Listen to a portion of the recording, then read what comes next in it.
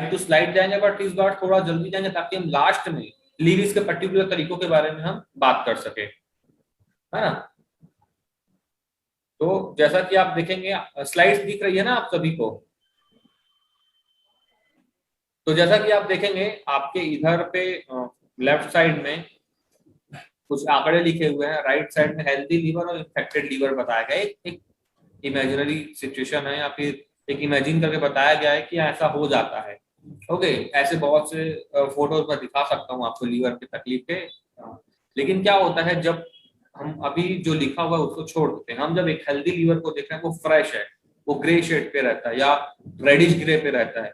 जैसे ही हम ज्यादा अल्कोहल लेते हैं या फिर बहुत हैवी खाना खाने लगते हैं या फिर बहुत मसाला खाते हैं या कुछ भी खाते हैं, तो ये जो आप अपने राइट साइड पे देखेंगे नोट्स, छोटे छोटे नोट्स आ रहे हैं, ऐसा होने लगता है या काला होने लगता है, या उसके ऊपर भी परेशानी, जैसे लीवर के ऊपर फैट जम जाए या लीवर के ऊपर फैट का ज्यादा लोड पड़ जाए, लीवर कोलेस्ट्रॉल नहीं डाइजेस्ट कर पा रहा है, ऑयल नहीं डाइजेस्ट कर पा रहा है, तो ये तकलीफें आने लगती है। अब इधर में दिया गया कि जो आंकड़े रहते हैं, अगर इस हम थोड़ा सा लेफ्ट साइड देखें तो इधर पूरे आंकड़े दिए हुए हैं कि हमको 30% डेथ इसके कारण होती है, 23% क्रिप्टोजेनिक कारण होती है, 19% वायरस के कारण होती है, 12% बैक्टीरिया इन्फेक्शन के कारण होता है। तो ये चीजें एक आंकड़ा हो जाता है। लेकिन जब हम देखें कि चीजें डैमेज क्या कर रही है लीवर को या कैसे होता है, तो ये बस हम दो ही चीजों के कारण होता है, आहार और विहार। आहार मतलब आप जो खाना खा रहे हैं, खाने में आपका वो सब आ गया, आप मैगी चाउमीन डोसा जो भी है बाहर का, वो आहार में आ गया। विहार में आता है आपका बिहेवियर, मतलब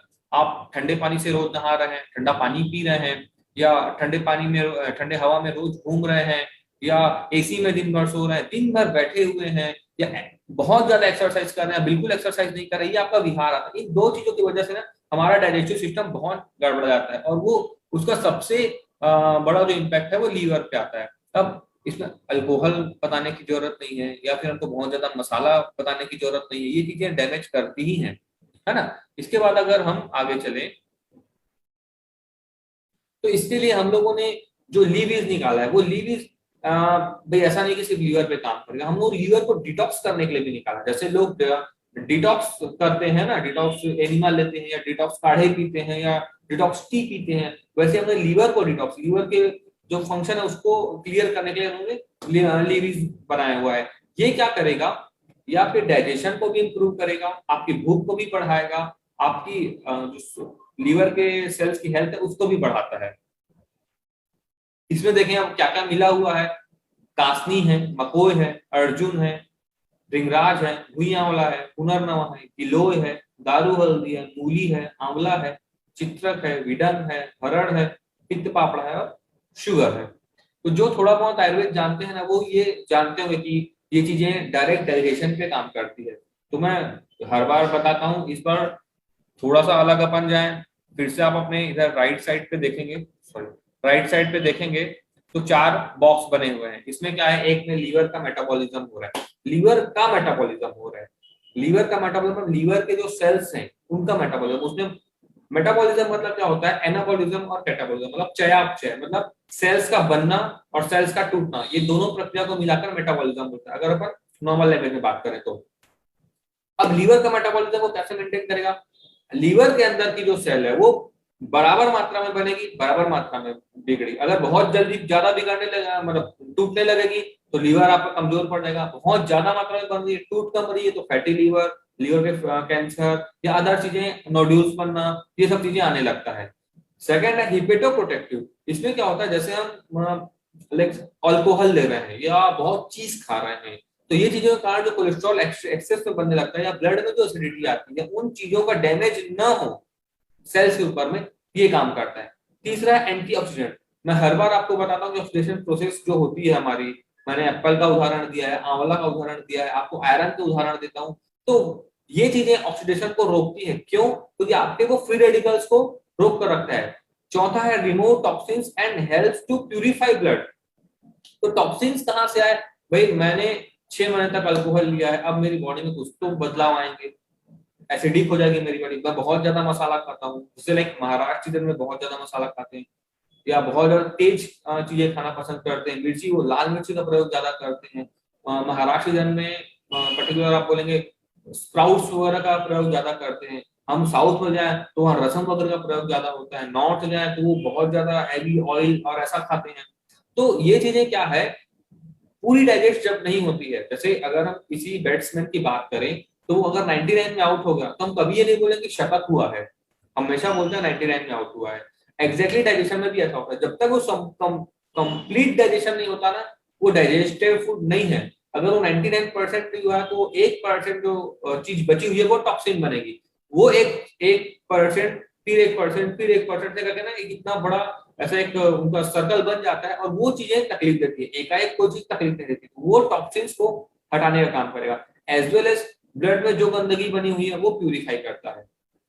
तो जब डाइजेशन हमारा बढ़ने लगता है तो हम किसी भी चीज को पचा पाना आसान होता है। जैसे अभी अभी एक वाक्य बताता हूँ मैं आपको। अभी वाटरफॉल्स बन रहे होंगे हर जगह होंगे, भारत में हर जगह बनते हैं वाटरफॉल्स।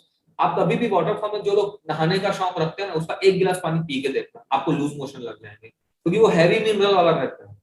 वो हैवी मिनरल और जो उसमें बोलना चाहिए उसका टीडीएस काफी हाई रहता है। तो वो चीजें हम डाइजेस्ट नहीं कर सकते। हमको आरओ की आदत पड़ी हुई है, हमको टैप वाटर की आदत पड़ी, हम कभी भी हाई न्यूट्रिएंट्स या हाई मिनरल वाला पानी हम कभी डाइजेस्ट नहीं कर पाएंगे। तो ये चीजें ना डाइजेशन को बढ़ाती है। अगर हम लीवीज या कोई भी ऐसी चीज, जैसे चित्रक दिया हुआ है इसमें, जैसे हमको पित्त पापड़ा दिया हुआ है, या ऐसी चीजें हम खाना स्टार्ट करते हैं, काली मिर्च खाना स्टार्ट करते हैं, तो ये चीजें हमारे डाइजेशन को बूस्टअप करती है। लेकिन हमको ये एक पर्टिकुलर मात्रा में चाहिए रहता है, जैसे हम लोग इस कॉम्बिनेशन में बना के दिया हुआ।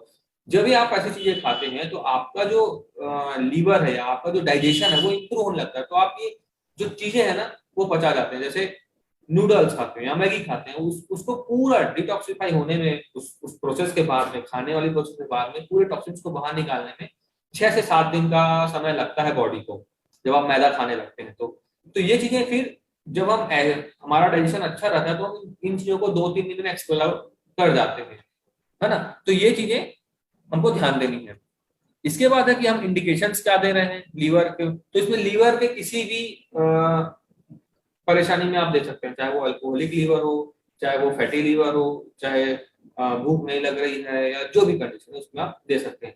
अब इसमें एक चीज आती है प्रिकॉशंस में, प्रेगनेंसी, ब्रेस्ट फीडिंग, डायबिटीज है, सीवियर स्टमक डिसऑर्डर है, गॉल स्टोन है। इसमें हमको प्रिकॉशन लेके, प्रिकॉशन का ये मतलब तक आपको लेना ही नहीं। प्रिकॉशन का ये मतलब होता है कि आपको सोच समझ के लेना है या वैद्यकीय परामर्श से लेना है। आप अपने मन से कोई भी डोज नहीं, चलो 20 ml ले लिए, चलो 50 ml ले लेते हैं, ऐसा नहीं करना है आपको। वो थोड़ा सा ध्यान देके करना है। कंट्राइंडिकेशन में हाइपर सेंसिटिविटी इसलिए लिखा हुआ है क्योंकि 100-500 लोगों में कुछ एक लोग ऐसे रहते हैं, जब वो खाना भी खाते हैं तो उनको, जैसे कुछ लोग आम खाते हैं और पूरे रशेस आ जाते हैं, तो आप आम सबको खाना तो बंद नहीं कराएंगे भाई। अगर किसी चीज को एग खाते हैं और रशेस आ जाते हैं तो वो पर्टिकुलर उनके लिए वो चीज कंट्राइंडिकेटेड रहती है, उनको आप कुछ नहीं कर सकते। अगर 500 लोग आम खा रहे हो उसमें एक आदमी को अगर ऐसा हो रहा है तो आप आम खाना बंद नहीं कर सकते। हम 499 लोग को आम खाने की सलाह देते हैं। वैसे ही कंट्राइंडिकेशन में होता है। हाइपर सेंसिटिविटी में भी यही हाल रहता है, किसी किसी को एक आध जन को ऐसे रिएक्शन आते हैं तो घबराने की कोई बात नहीं रहती है। अब आ जाता है हम लीवीज में और क्या क्या प्रयोग कर सकते हैं। जैसे अभी हम एक पेशेंट के साथ में मैंने रिसेंट प्रयोग किया, वो अल्कोहलिक पेशेंट था। उसको हम लोगों ने काउंसलिंग करके वो रुकवाया, और उनको जैसे हम गैसोफ्री देते हैं वैसे उनको 20-20 ml की मात्रा दिन में 5 बार दी थी, और उनको सिर्फ खिचड़ी के ऊपर रखा था 7 दिन तक के। उनका एसजीओटी एसजीपीटी जो था वो मतलब बहुत हाई था, या फैटी लीवर ग्रेड 3 था। जब हमने एक हफ्ता ऐसा किया और एक हफ्ते के बाद देखे तो ग्रेड 1 तक पहुंच गया था, एसजीओटी एसजीपीटी बिलो मार्किंग आ गया था। तो ये हमको रिजल्ट देखने मिले थे लीविस के। मैं कोशिश करूंगा कि अगली बार से मैं आपको डायरेक्ट प्रूफ के साथ दूं, मतलब बिफोर ट्रीटमेंट और आफ्टर ट्रीटमेंट के वो दे दूं आप लोगों को रिपोर्ट्स, तो वो काफी इजी पड़ता है। तो एक ये है। सेकंड थिंग है, बहुत लोग पूछते हैं कि मोटापा लाना है या फिर पतली दुबली बॉडी, तो पहले आप उसको लीवीज दें, 7-8 दिन लीवीज चलाएं।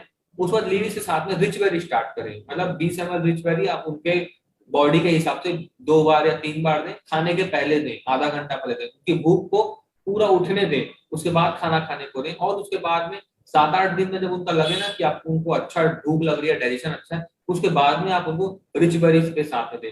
देखिए हमारे पास 2 जूसेस हैं, एक रिच बेरी, एक सी बथुने, दोनों के काम अलग अलग है। मैं अभी आपको अगला स्लाइड जब रिच बेरी का उठाऊंगा तो मैं दोनों का काम बताऊंगा आप लोगों को।